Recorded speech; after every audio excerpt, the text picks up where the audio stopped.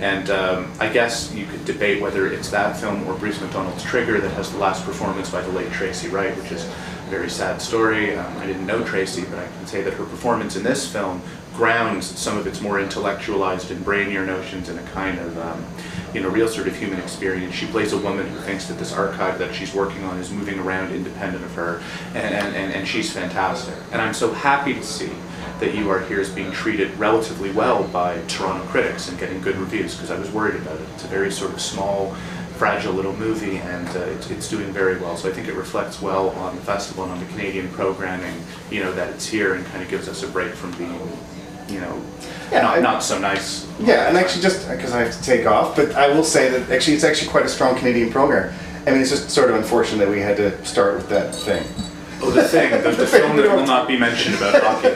Listen, Jason, if you've got to go, Bob can maybe shift over to you. So we'll so that you have a better close-up. Sure. Yeah. Well. And sure. And thank you, Jason. And Jason, Yeah, thank you very much. Jason. Yeah.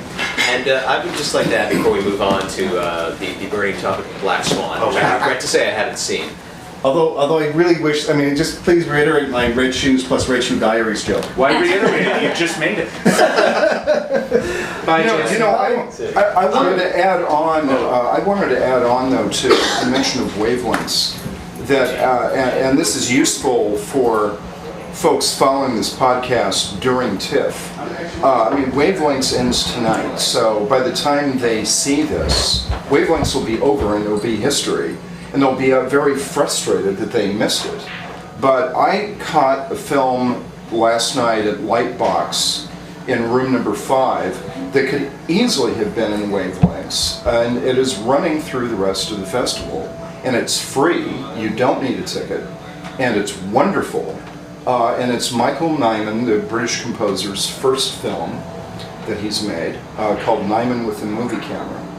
And he restructures and reworks Ziga Vertov's Man with the Movie Camera, which is in the Essential 100 list that TIFF introduced this year to inaugurate Lightbox, and I highly recommend it as a kind of additional Wavelengths-like film and experience. 67 minutes running time, and half the length of Roar. And it's quite an experiment. And by the way, completely the opposite of Roar, where Roar is James Benning's typical sustended, elongated, static shots. Nayman with the Movie Camera is complete montage from beginning to end, very rapid, very fast, with Nayman's characteristically propulsive music. And you very nicely moved yourself back to zero after the criticism.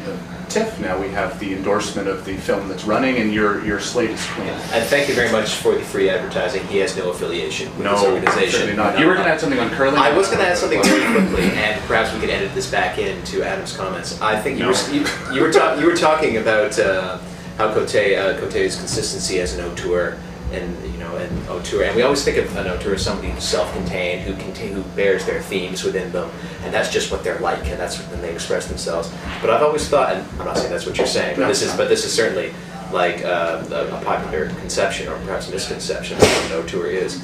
But one of the most exciting things about Cote, I think, is this is somebody who watches other people's films. Absolutely. And it's very clear watching his films year after year. He's been watching films of Alonso or Serra or these other kinds of people. He's very attuned to what's going on in world cinema right now, and he's incorporating that into his own filmmaking very organically. It's not in pasting other people's styles, but he's absorbing it. And it's something that's really exciting to watch, because I think it's something that's quite rare in the film world, or if it is done, it's done in a very artificial, exploitative. And he's also a very rare example of a Canadian film critic turned filmmaker. We have examples of that in other places, but not necessarily here. Although I think Mark was saying, someone was saying Jason Reitman used to write film reviews. So I guess he does. Maybe that's a more negative. I would add, curling is Denis' best I hear film. Peter Howell shot some home videos. Yes. I think curling is Denis' best film. I think so as well.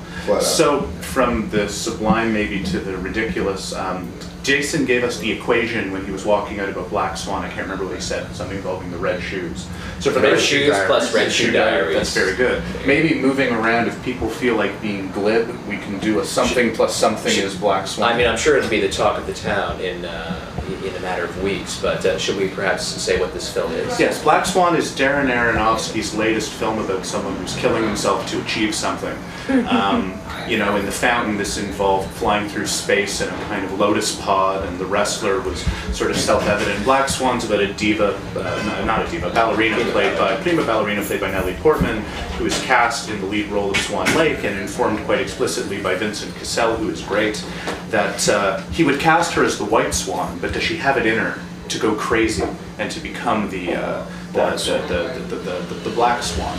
And the film is already being talked about seriously as an Oscar contender, film of the fall. It had an absolutely raucous press screening here, which I think most of us were at. You weren't. So raucous in what sense? Well, it was full. It was completely full, but it was also people were like sort of hooting and hollering. Hooting and hollering. So it was actually fun, more fun to be in that room, I think, to see the movie than it would be otherwise. So can we do the kind of glib equations as we move along, and then if someone wants to break with that, Does it have to be about Black Swan?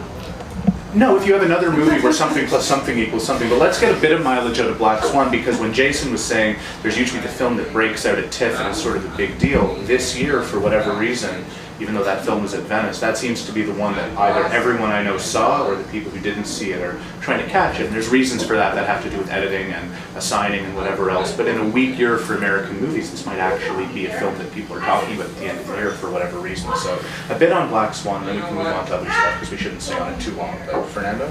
Well, you've written about it already too. Yeah, I guess one of the things that interested me most about the movie. No, something plus something equals something. All right. I'm kidding. Go on. All right, fine. The piano teacher plus, Michael Powell with a headache. Okay, go on. And the thing that interested me about it is the feeling of the movie as a kind of assembly line of, past and present Asian laws. You have Barbara Hershey and you have Winona Ryder and Natalie Portman and Mila Kunis, and you see this kind of progression of them from, let's say, complete Gorgonish to relatively fresh into the movie. It's a very cruel film to actresses and to women in general. But yeah, it seems to suggest that a woman can only either be a white swan or a black swan, and if she tries to be both, it's... Well, then again, the piano teacher wasn't that progressive in its view of women anyway, but let's stay with the black swan. Karina? Showgirls meets Suspiria. Yes. Meets. There's no way a movie's that good. No. That would be the then greatest meets like Whatever Happened to Baby Jane. Yeah. I mean, I think that I really like. I really do like what they do with Winona Ryder in this movie. Is it because she complains that someone stole her ship? It's because she Giving her said when she shoplifting history? accuses Natalie Portman of sucking Vincent Cassel's cock, she says it cack. So. Well, she should start polishing her Oscar, finally. Yeah.